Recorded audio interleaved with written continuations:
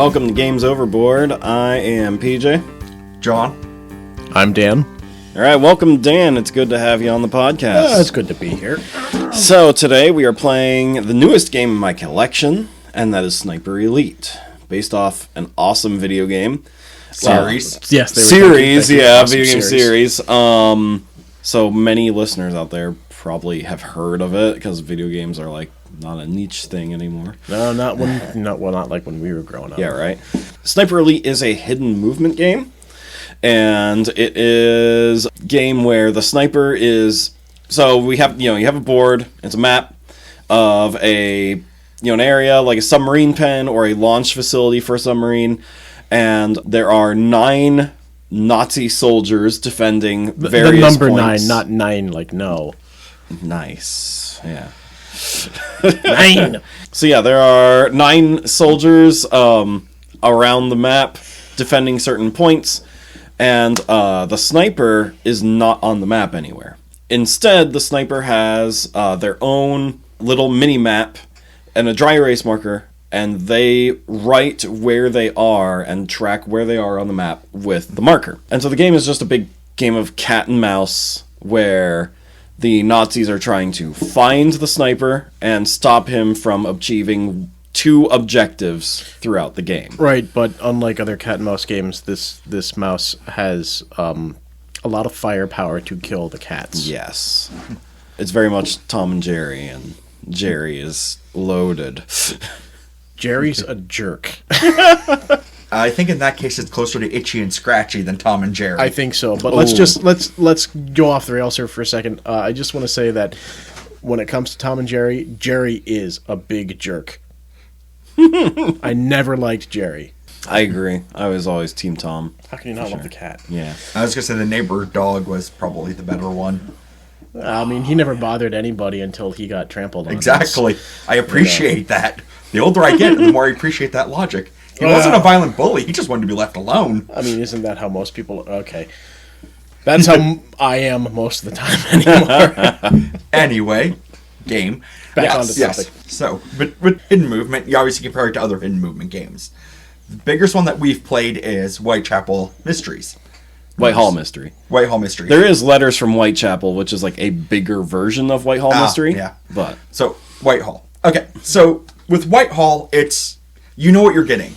Like, every game is going to play more or less the same in that, you have to get to one of the 4 quadrants, drop a body, and then move on. Which is fine. It's straightforward. This one is a lot easier to... Because you have, objective cards, and those are randomized, you have completely random loadouts that you choose, and then from the other side, when you're the Germans, you can choose the officers that you want to use, which have different abilities. So each game is not going to play the same way. If we played it 3 times in a row, we would have had very, very, very different games each time. wildly different. Yeah. Unless you're really bad at keeping things straight and you just keep thinking that, let's do this because this worked last time, maybe. I mean, maybe. This would be great for people that have retrograde amnesia. Oh, God. Jack's brain broke a little. No. I'm just thinking to myself, I'm like, what games would be bad for people with retrograde amnesia? Because each time would be the first time they play the game. So about the only one that would be really a headache for them would be Gloomhaven. Or any of the Legacy games. Legacy games, campaign games, they would be tough. Yeah. So again, it is a very cat and mouse style game. Although I don't know that cat and mouse is quite the right way to put it. But yes, the idea is, one person is hidden and they have a single person. And then you have... The other players are the German side, and their goal is obviously to find the sniper. Yeah. It's very straightforward, story-wise, objective-wise. It gets more complicated when you throw in the different items, power-ups, character types. That, and it also comes down to, I think a big part of this game is how well you can... understand the way your friends think. And not just your terrible poker face, but also just, you try to use your logic versus how they think, and I'm just like, Dan is going to try to make a run as soon as possible. He doesn't want to make noise, since we know where he's at. Well, we know he's going to be on one of 4 spots, and I'm pretty sure he's going south. Well, going back to your whole, Yeah. like, this game isn't very much like Cat and Mouse, and Yeah. I agree, actually, like, where Whitehall Mystery, because, Dan, you haven't played that. I haven't played Whitehall Mystery. So, I the know way that game starts is you start by dropping a body, so, like, achieving one of your 4 objectives, and then you move 2 spaces away. So, immediately, the very first second of the game, Yep. everyone knows right about where you are, 2 spaces away from that spot. Yeah. Oh, and well, that's so- just no fun at all. Oh, it's actually, well, the thing is, it's so much more terrifying because you are constantly chased the whole time. That everyone's like right on your heels the whole time. Yep. Wow, do you not know how to build up suspense? Come on, guys, watch Alien. That's Yeah. a perfect movie. Yeah, for this is suspense. very much like boom, right to the chase of it, and it's just a chase scene from beginning to end in Whitehall. Where this game, it feels more like the sniper has a lot more say and control over how it plays out. You know? Oh, I can totally see that just by the game that we did. We were talking about, Jack, you were talking about how the different setups that you can do. I mean, you can lay all kinds of devious traps if you're the sniper. You can lay down S mines. Everybody loves those. You guys stepped on one. I'm a jerk. Those are anti-personnel mines for people who don't know. Sorry, I forgot. I mean, we could just call them smines. Smines? Yeah. I don't know. That has a bad connotation to it. Smines. Smines. All right. Anyways, Anyway, but yeah, you can set traps as the sniper. You can set distractions. If you have a little rock, you can just toss that and make somebody else's soldier just go huh and move 2 steps completely Out away of your from them. way. Just- Yeah. it's great. It's like the little mechanic that they used in the Sniper Elite games and also the Far Cry games. Just toss a rock and you go, oh my god, they're out of the way. Yep. Yeah, I had a lot of fun with this one. This one was pretty cool. And I know the 3 of us are big fans of the game series itself, the video game series, which I've spent more hours than I care to admit playing that game. But actually having intelligent opponents go against you, it can be a little rattling after a while. Okay, I feel like we need to touch on that because while I'm not sure where the overlap is all the time, there are obviously plenty of people who play board games that also like video games and vice versa. And because this is such an obvious crossover between the two, Oh, yeah. there are going to be a lot of parallels that people are going to, as they play, draw to the game. Either they're going to be drawn to the game because because of the video games, or one way or the Or other. maybe pick up the game because they like the board game. Exactly. Obviously, they have very, very, very different feels. In that this one, even as a sniper, again, cat and mouse is the wrong word, but it's that whole like you against an intelligent opponent. A lot of tension. A lot of tension. Which definitely. Sniper Elite games, if you're good at them, get a lot less tense and a lot more comical after a while. Or even annoying, like, God, they spotted me again. Yes. I feel like the games, if you're really good at them, is nothing but a shooting gallery. Yes. But with this, shooting gallery is probably not the best way to go unless you really don't want to win. As a sniper. Oh, hey, look, we were shot. Oh, wait, he missed and he only had a 1 space thing. Oh, I guess he's 2 spaces away. Well, I guess we know about where he's at, don't we? Whoop. Exactly. So the way that the game breaks down is, I mean, well, come on, you guys have heard us talk about it already. It's simple. It's probably one of the simplest board games that I have played in recent memory, where we could just sit down, literally peruse over everything, and go, oh, well, okay, that's the rules. That makes sense. Let's go. Yep. Yeah, like Dan and I sat down, got the board set up in like 10 minutes. Not even 10 we minutes. We were looking through the rule book when Jack showed up, and literally, like, we taught him as we played, and pretty he much. picked it up in 3 whole minutes. Yeah. You know? And I feel sorry for you, Jack, that you really didn't have a say because PJ already had everything. Like, Yeah. Honestly, he picked a pretty good scattering of the abilities. Okay, that being said, is the rules, when you're reading them, seem way more complicated than they actually play. Right. The writing is, That they could have had someone better writing, and there's a solo play mode, which I have not tried. Yeah, and me being a solo gamer, and I only pretty much buy games that have a one-player option at this point because they don't have anyone else to play with most of the time. That's not true. I'm always around, and you never call me. I said most of the time. Okay, all right. I'm a busy adult with busy adult jobs and responsibilities. I am an out-of-work actor. So he's not a responsible adult. I'm one of those things. You guys can probably guess which one. I was going to say, we have a term for that. They're called unemployed. Oh, no, I'm very much employed, just not doing what I'd like to do. That is true. So where was I going? One player. Solo mode. Yeah, I play a lot of solo games. Like I'm going through Gloomhaven solo. When it comes to... I'm sorry, you're saying you like to play a lot of solo games. I thought you got married so you didn't have to play solo games anymore, if you know what I mean. Well, sometimes you just have to play with yourself. I'm horrible, I'm sorry. No, I'm not. Anyway, so I play a lot of one-player games. The one-player in this feels very tacked on. The rules don't really make a lot of sense. I even asked some people in like some solo board gaming groups, like, hey, what are are there good video playthroughs I can learn? Because I tried twice through the rulebook to learn this thing, and it just doesn't really mesh. And everyone's like, no, this game isn't really good one player. Yeah. And I'm like, oh, okay, great. And see, I'm okay with that not being a one-player game. A lot of these games, to me, are a lot more fun with somebody else, with at least two players. I can't do the solo gaming like you guys do. I don't even like playing video games by myself that much for more than like 5 or 10 minutes. I get bored. Mm-hmm. I can do my VR for a little bit, and then even then, I just go, all right, I'm bored. I got to do something. Yeah. I was gonna say, if you want a sniper elite experience solo, play the game instead. Yeah, definitely. Yeah. Play the PC or one of the consoles. If you want a really fun time, try VR. Sniper Elite. I need to try that. That game, well, I mean, you have it. I do. Thanks to me. Try it sometime. It's a lot of fun. Unless you get nauseous when you use a VR headset. Do you get nauseous? Oh, Jack, I'm so sorry.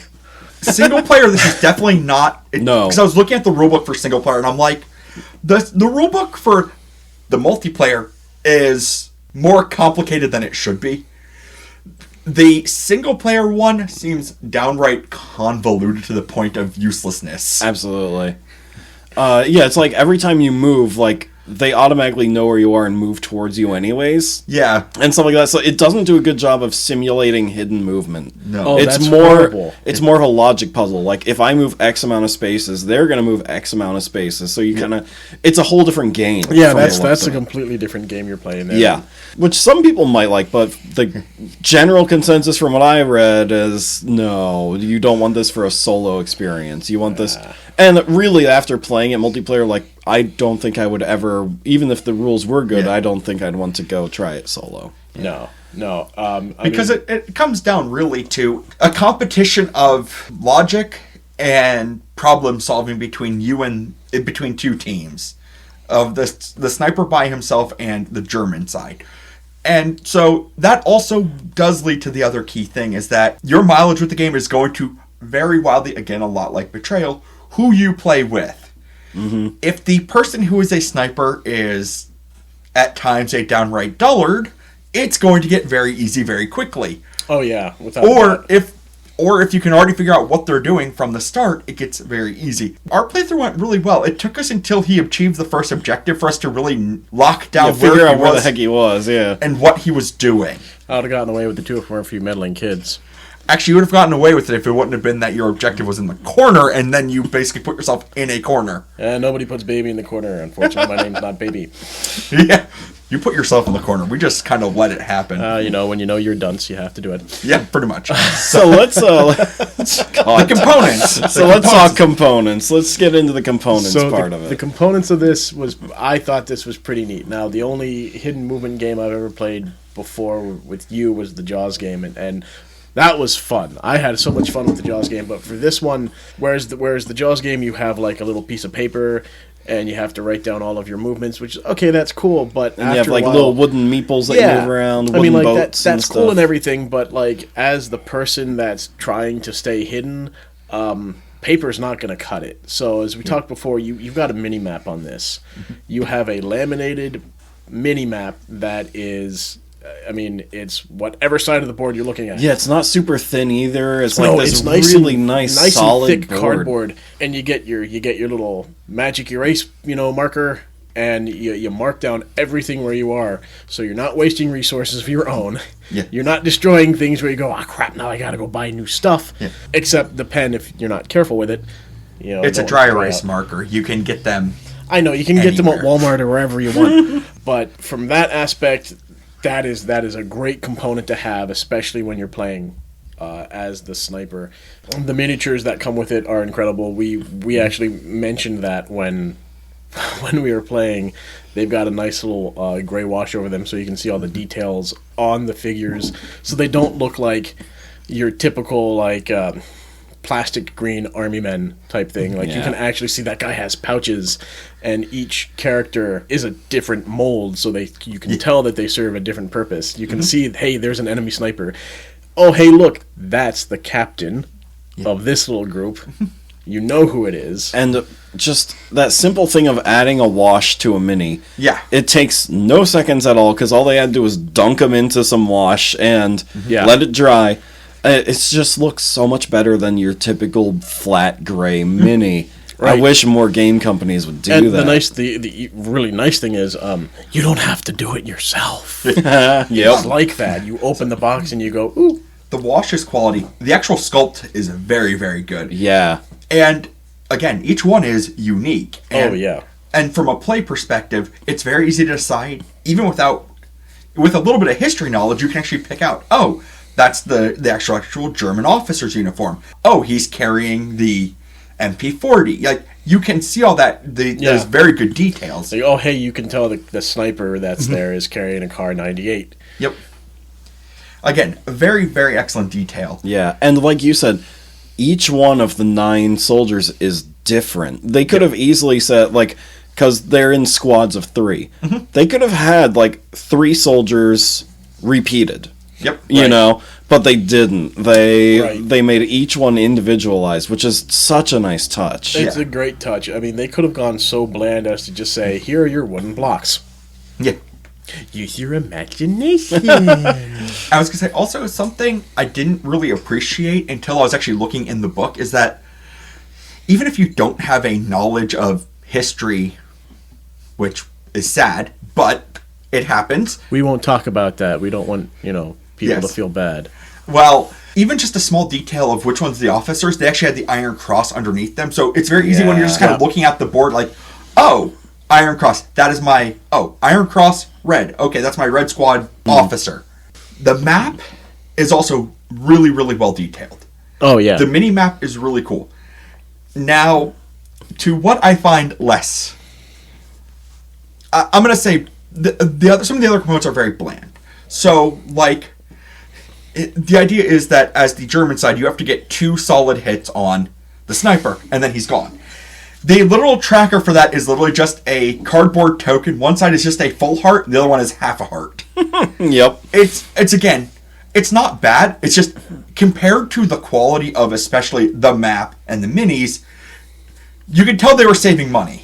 Well, yeah, you got to cut costs somewhere. It all Exactly. feels very utilitarian in Yes. terms of the tokens. Yes, the Yeah. tokens are very utilitarian. Same with the board counter and the move counter. That's very utilitarian. It's literally just colored cubes and a big piece of cardboard that just has line across it for each of the turns. For each of your turns, yeah. Again, I'm not saying it's bad, it's very utilitarian, and compared to how well detailed the mini map and the full map are, how good those Yeah. the minis are, they were definitely saving cost here, and it seems disjointed to me, is that you have, and also the art on the cards is amazing. Oh, the art is Yeah. fantastic for all And then the it's just cards. and then you get to, oh, yes, here's your turn counter.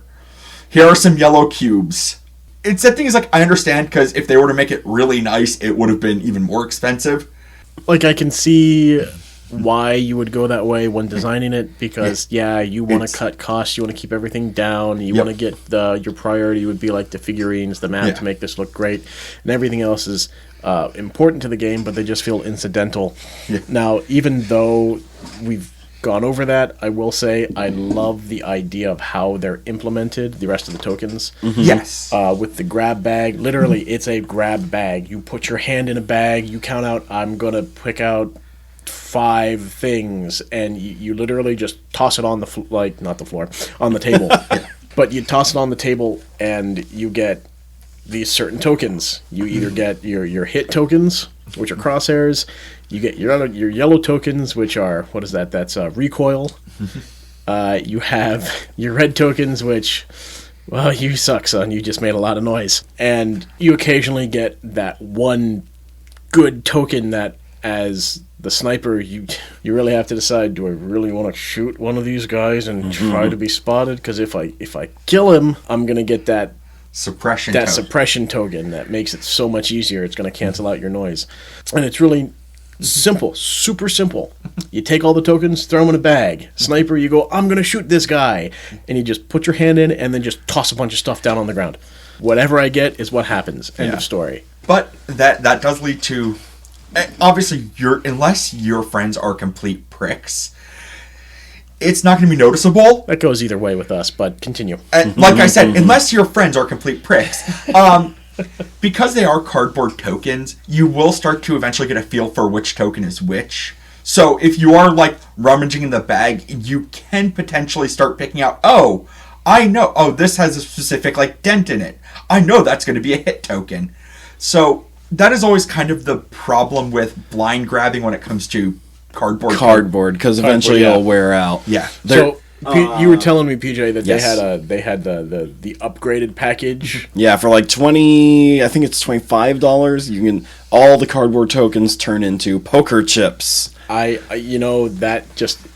like the sound of poker chips. The sound, the feel, the weight of them, and the also, durability of them. That's the other thing. So for the average player, that's probably not going to come up. But if your friends are pricks, it might.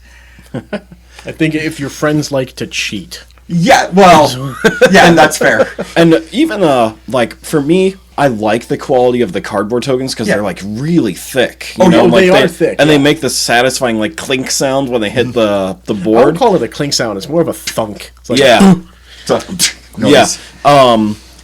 So they sound almost like plastic pieces when they hit. Yeah. But that being said, if you want all of the pieces to feel equal quality as the minis and the board and the cards, right. you're gonna want the poker chips. Yeah. You're gonna want to upgrade them. Like, I want to upgrade them. Just don't play poker face while we do it. I'll have to hurt you.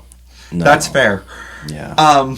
Yeah, so like I said, that is the thing, is like, I have a feeling my complaint about this duality of quality would probably be gone with the upgrade pack. That being said, the upgrade pack is an extra $25, and what was the base game's price? I paid $55 for it. So again, so you're getting a little pricey, but at the same time, I don't think that's a horrible. That's not a price considering some of the games that you've bought, and I know how much you paid for some of these games. We're staring at like a whole shelf right now. I know how much I've paid for D&D core books, so I can't really complain. I just go online. That's because you're not a real player. Oh, you know what? I'm not even going to fight you on that one. I'm not even going to fight you on that one. So, okay. Let's move on to what worked for us about the game, and then we'll move into what did not work about the game. So, what worked for me is the rules. I mean, I know we already talked about them. They're simple. When in practice, what didn't work was trying to read them.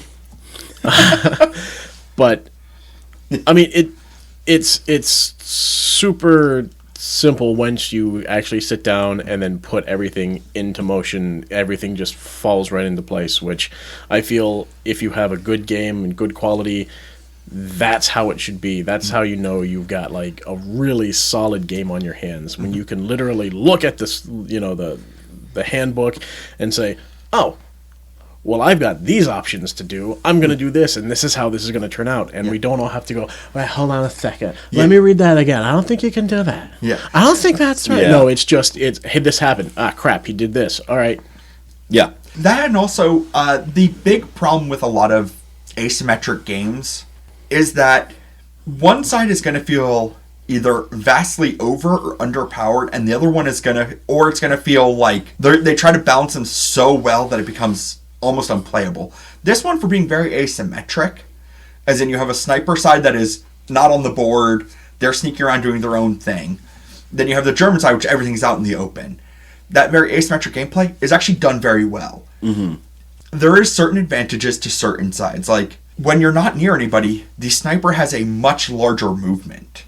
You can just move up to 3, and you can just do that, along with the other stuff You you're just doing. start full out sprinting. Yeah. Right, but at the same time, they pull you back on that by saying, if you want to do that, you can only go 3 spaces. Yes. Yeah. So it's making you pick and choose, and that they've got the balance great on that, making Whereas you pick and the choose Germans, how far. like, for each squad, you have 2 actions, and a movement is 2 spaces, and that is one of your actions. If you want to shoot, that is one of your actions. Whereas the sniper gets a more interesting combination of actions. They kind of get carte blanche with that, Yep. because as a sniper, you can go, I'm gonna run all 3 spaces. Oh no, that guy spotted me. Kablam! Yeah. So, yeah. And then you still have one more chance to be like, oh hey, I've got a smine. Yes, we talked about that. I'm gonna lay down a trap now. You have more interesting interactions, whereas the Germans are more set in what you can do. That being said, you have more pieces and a wider area to operate. Which, again, that asymmetric gameplay is hard to pull off. They do a very good job on this one. Yeah. I'll say what I really enjoyed. At first, I didn't. As we said earlier, like, my other big knowledge base for hidden movement games was Whitehall Mystery. Mm-hmm. And when you are the police officers in that game looking for Jack the Ripper, as an officer in that game, you immediately know what direction you need to start heading in to get on his trail, because immediately a body turns up. So it's like, oh, he's down in the southwest quadrant of the city, so we should probably start moving that way, or, try to cut him off. So you're given some direction. And so when we start this one, and it's like, well, what do we do? He could be literally anywhere in the map. And with those 4 entrances, you can literally go just about anywhere. And so we were really at a loss of how to start the game. But once we started to narrow it down, and you can spend both your actions for one of your colored units to just say, are you in this sector? And it's a large, a quarter of the map or so, a big space of the map. And they can say yes or no. And so we were able to narrow down, and then we finally had a sense of purpose almost. Yes. We weren't wandering so much.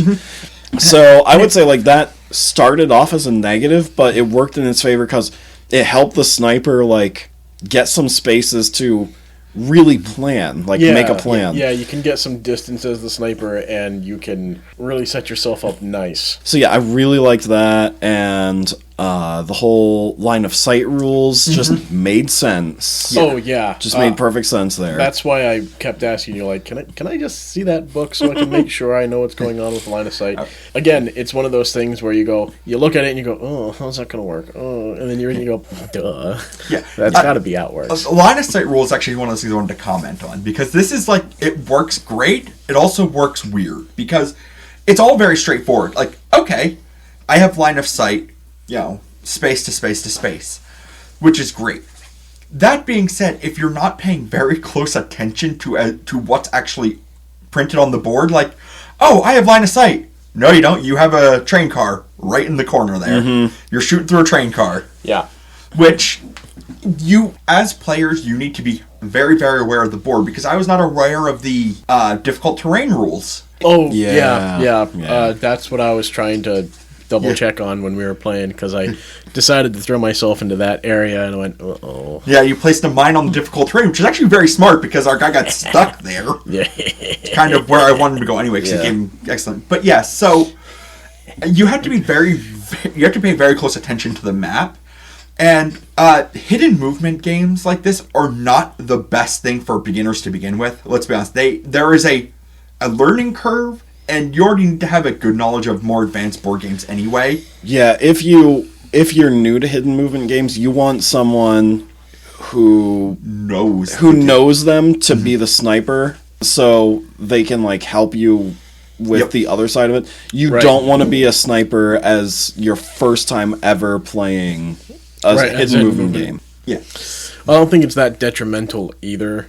But as we were seeing online, this is, and as you pointed out earlier, this is probably one of the easiest games to pick up. And Yeah. as you play more of these games, Yeah. this is probably going to keep coming back to Yeah. being one of your favorites. Oh, for sure. Yeah. Especially if you have one or two people in your group that are, more accustomed to, the hidden movement style games, this is a great one to teach other people hidden movement games. Because I can compare this with my experience of Whitehall Mysteries. Is that the first time I played that, I was the killer, and I'm like, oh, okay, this is really simple. Until I realized that I'm like, my movements are really, really like distinct. I got caught soon after because I'm just like, I was trying to think like, how do I get around? And I'm like, oh, the police have their own, unique movements. Now, probably going back and playing, I'd be a little bit better if I was on either side of it. So that is definitely one of those things. Another thing that I think works really, really well is the implementation, comparing this to the video game. While it's not a video game by any means, it still has that kind of feel of sabotage. Yeah. And where, unless in Sniper Elite, unless you're going after a target, a lot of times if you're picking off random soldiers, something has gone horribly awry. Or you're just bored. Or you're bored. And in the game, it very much feels like there are times when maybe I want to take the risk of dropping a soldier because that suppression token is very helpful. Or I can keep really quiet and just move around them when they don't know what's going on. Right. And as the sniper, this is one of those games where you can take your time. It's encouraged to take your time, but don't take too much time, or yes. they Yeah. will get you. You only have 10 turns to get to your first objective. That's right. And if you don't, then you lose. You run out of time. And then once you complete that objective, it resets, and you have Everything 10 resets. turns to get to your second one. Right, and it was a little nerving. Of course, I never got to my second objective. You guys had me cornered pretty well, but your objectives, 9 times out of 10, are going to be way across the map from each other. So once you hit that first one, you really have to start plotting out, well, this is how they moved. Now I have to remap how I'm going to get across there. Because I had a very detailed idea of like, oh, I'm going to go do this, and I'm going to come back this way, I'm going to do this and this. And then all my escape routes were cut off, and I went, well, Shazbot. This is how the French felt. Yeah. Yeah, so I think they do a good job of that, like, that, and also from the German side, this game is such a good hunting game where you're just like, okay, I'm using what I know. Oh, like how we end up catching Dan is that he hit his one objective, and I'm like, it's in the corner. Even with 3 moves, this is as far as he can go, and we just kind of had people around the edge, and we're just like slowly cutting it until we found him. Now, what's also nice about that for you guys is, so for any of you who have played the video game series, you know that you always have an outline of where your last known position was. Well, for this, you still have that in effect, but you get clear cubes that are placed down that they go, okay, so if this is the area where he was last spotted, or this is the area that, you took out, like I did, an ammo depot, you go, he can only move 3 over here, 3, and then you basically you litter that whole area within a 3-block radius of this Possible is the furthest locations. possible locations. He's somewhere around here. And then we basically slowly That's put in right. the coordinates. You just converge on that area until you narrow it down. I'm gonna your characters as the Germans. You can do sweeps, which take up the entire action. The entire action of that group of soldiers. But that gives you an idea of I'm gonna sweep these 3 areas. Are you here? Yes. Yes. Or no. No. You know, Okay, he's not in that so area. he's not Let's try here. this Okay, one. where is he here? Oh, he's got to be here, and you can really start paring things down. So for your hunting, it's a lot easier that way. That being said, there's that kind of cool thing of like, it doesn't feel overpowered either because No, not at all. it literally takes up so much of your things. Like, because at one point we found where you were at, but we couldn't do anything about it because we didn't have anyone that could still shoot. That's right. So it is that kind of cool thing of like, it doesn't feel overpowered. It feels balanced, and it feels correctly balanced. Yeah, and going back to the whole cubes thing and everything, because that was a downside that you pointed out was just a lot of the cubes in this game are standard cubes that you get in any Euro game in the world. These little plastic colored cubes. Yeah. But the other cubes, the clear ones, are like big and chunky, and they're just so nice to just They to remind me hold of. and like to manipulate. So I don't know if younger generations are going to remember these, or if they even had these, but they remind me of those wooden blocks we got when we were in like elementary school to help you count. I was gonna say the counting blocks. Yeah, they do have that what similar size. That's what they like. They look like that. They have that same like idea going with it. Yeah, Oh, but if you like try to when you're swallow holding it. like a bunch of them, I'm like these have Yeah. some weight to them. Yeah. What didn't work. Okay. Yeah, what didn't work, and then then we get into the like emotions we felt and stuff like that. You know, like the story that we built I together. laughed. I cried. It touched me, Bob. Okay, Yes. what didn't work, and this is just one of those things that could be solved with a better writer on their staff. The instructions are not great. Overly complicated. Overly complicated when they don't need to be. That's really my only gripe about it. Yeah. Honestly. This is, again, I'm assuming your friends aren't complete pricks, but a lot of this game relies on everyone being very acutely aware of the correct rules and being very, very honest. Mm-hmm. Like, if Yeah. you forget one small rule, you will suddenly forget everything. Like, you had that thing of, like, the one shot, it's just like, oh, well, I would have hit him. I didn't realize he was only one block away. I didn't realize he was only 1 block away. I would have hit him. Of course, we were already 2 or 3 turns in. No mulligans on this one, guys. Yeah. So it's at things like that, and also you have to literally just straight up ask, "Oh, are you in these 3 areas?" And again, one would assume that your friends are correct. They're gonna like, "Yeah, sure." Or if they're not quite as closely paying attention to maybe their board as the map, it wouldn't be that hard to realize that where you have yourself marked, you might. It's not impossible. It's not super easy, but it is noticeably that you could easily like. Especially if misposition you're yourself. holding it upside down Yeah. or something, you Right. can be You- it's- disoriented. Yeah. Right. And, I wouldn't even call that something I didn't like. That's just something that, as our first time playing through, and anybody who's listening to this and has played it before or wants to play it after hearing us, that's the one thing you just got to keep in mind. That's not against the game. It's not against just, the game. It's not a flaw in the game. It's just it's an issue with just a lot of, especially hidden movement games in general. It's like you have to be very cognizant of your mental map, your physical map, and then the game map. right. So a lot of that on my end was just pure basic user error. Yep. Had I been paying attention, I probably would have gotten a lot farther. Oh yeah, especially like the second time we found him was because we did a sweep action, which means you pick the spot you're in and 2 spots next to you and say, "Are you in any of these spots?" And all the sniper has to do is say yes, but instead Dan told us exactly I told Where where he was. And, that's just like, Well- oops, too honest. It's Yeah. going to get me killed. So He was a little bit too honest, but we also kind of figured it was either the one that he said he was in or the one right beside it. Both of them were in an area where he was locked anyway, so it's just like It didn't matter. it ultimately wouldn't have mattered for that playthrough, but another playthrough it absolutely would have mattered. yeah, Right. As you play it more, you will start picking characters, or not necessarily characters either, as a sniper, different items, or as the Germans, different officers whose abilities kind of more match your playstyle a little bit better. Right. yeah. This game does not have a huge barrier of entry for learning it.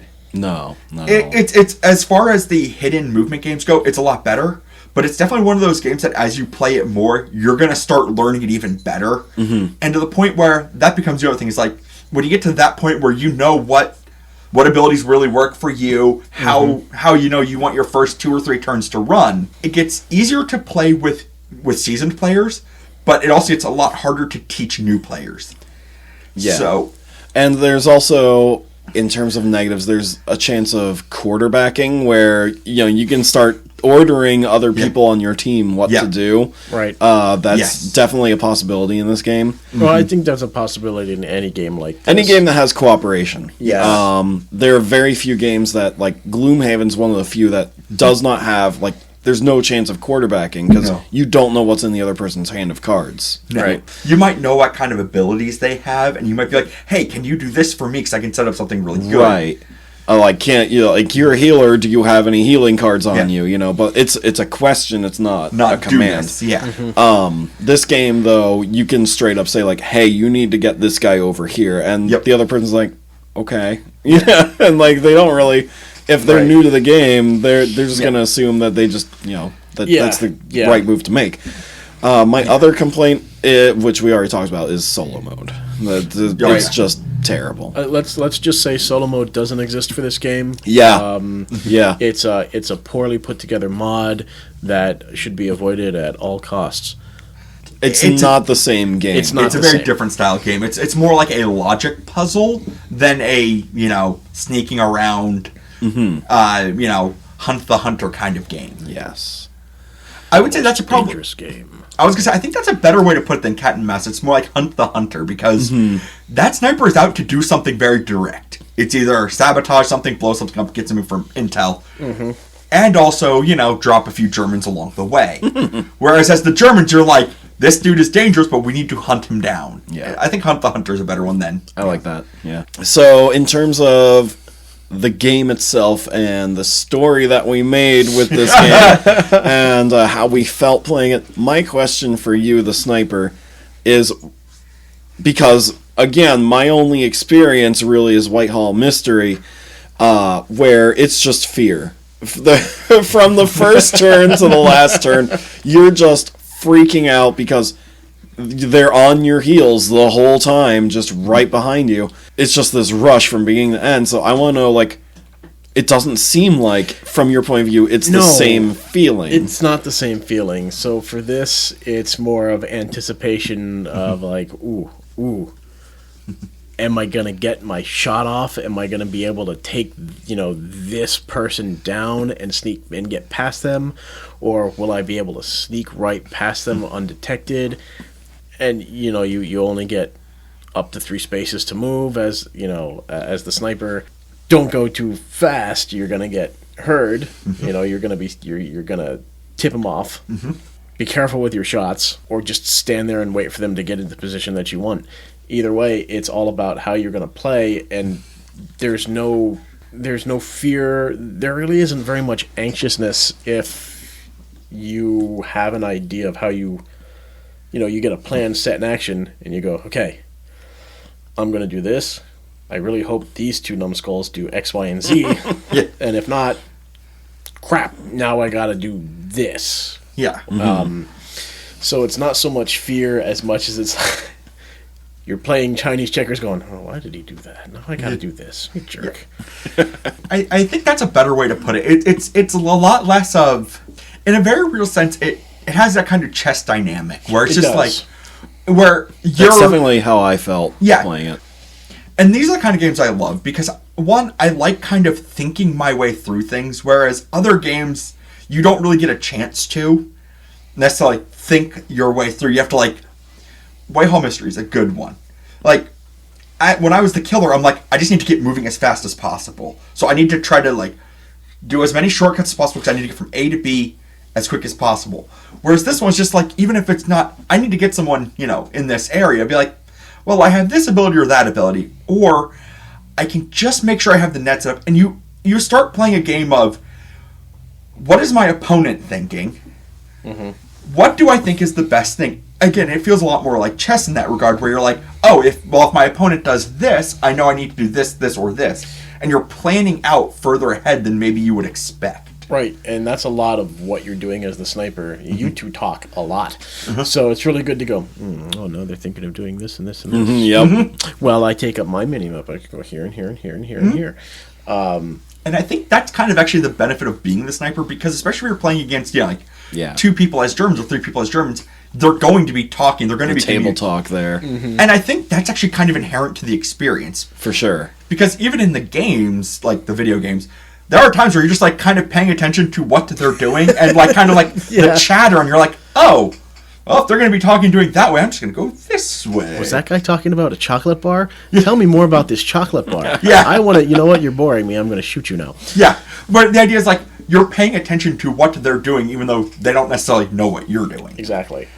I do like that idea. I love Yeah. that idea of like, it becomes not like an adversarial game of us versus you, more so much as like more like a chess game where you're like, I need to outwit my opponent because they're up to something. I just Right. don't know what it is. Yeah.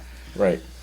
So I'll say, like, from my, like, how I felt playing the game, which I alluded to earlier, is like, first turn, well, not even like the entirety of the first turn, but at the start of the game, I'm just like, the hell do I do? Yeah. Like, what am I doing? Like, I'm like, maybe this game was a mistake, because, like, there's no direction from the game.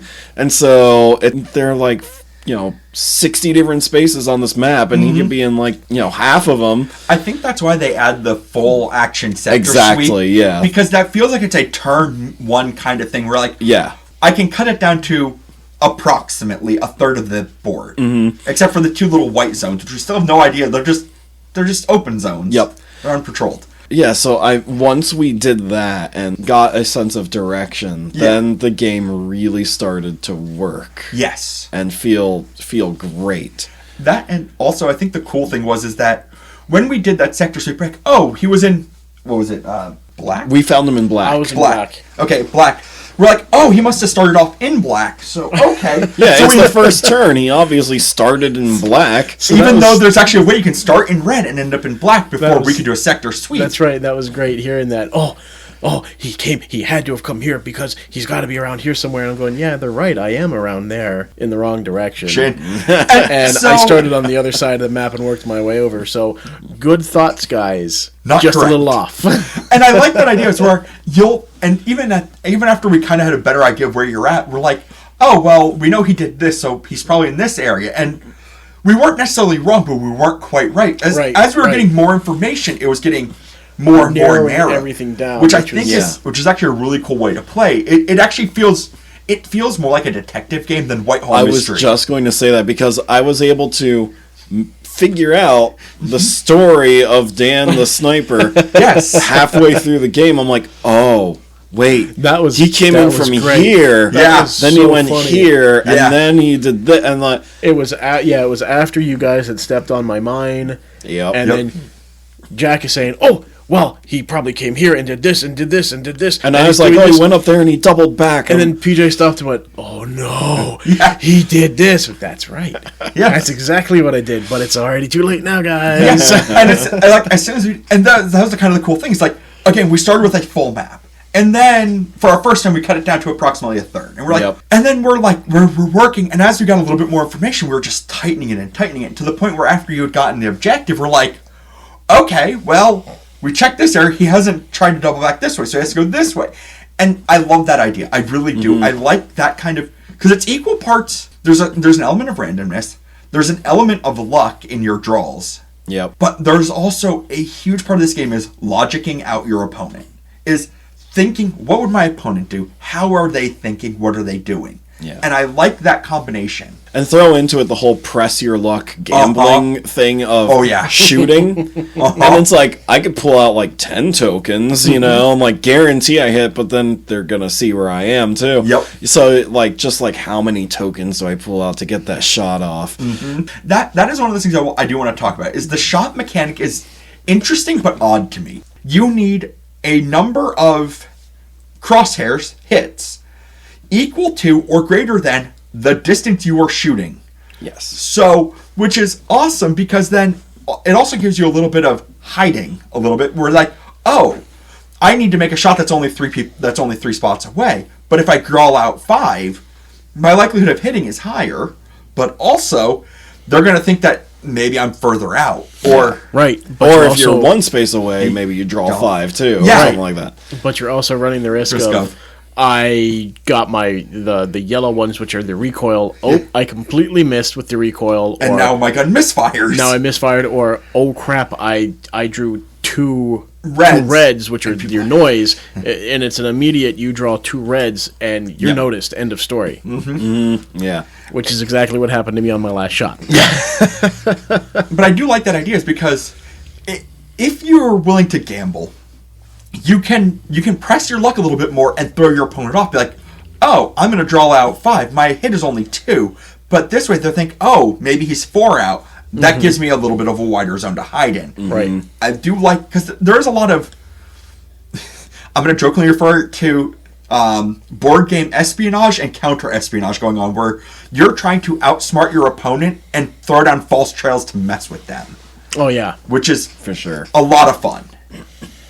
All in all, again, it's a little bit a game. You're saying $55 for the base version, $80 if you want the actual full with all the nice upgraded tokens. the upgraded tokens. It's a bit pricey. That being said, it's a lot of fun. It's going to be one of those things where if you have a person who's a bit of a dullard, it's going to be a very different game. But I think it's a lot of fun. Certainly, if you have 4 friends that are big fans of Sniper or this kind of game, if you all, pop in, $15-20 towards it, the cost isn't quite so noticeable, and it's definitely worth playing. Oh yeah, hands down, it is definitely worth. It's definitely worth a playthrough. I would like to play it again as the German side. Yeah, I want to see how it plays from the Sniper side too. Yeah, I think that'll be great. I definitely recommend this game. I see it as a great hidden movement game. Yeah, this is now ranking as one of my favorite board games. I definitely like Dune Imperium.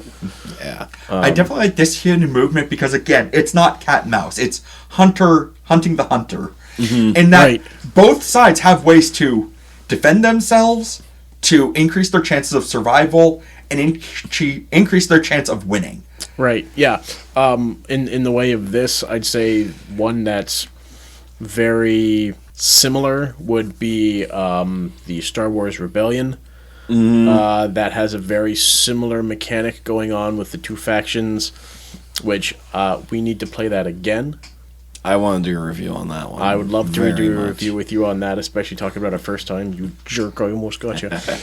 But yeah, that one I'd say feels more cat and mouse. That one is more cat and mouse, but again, the cat and the mouse both have... Well, that one, they're equal in what they can do and how they can go about their goals.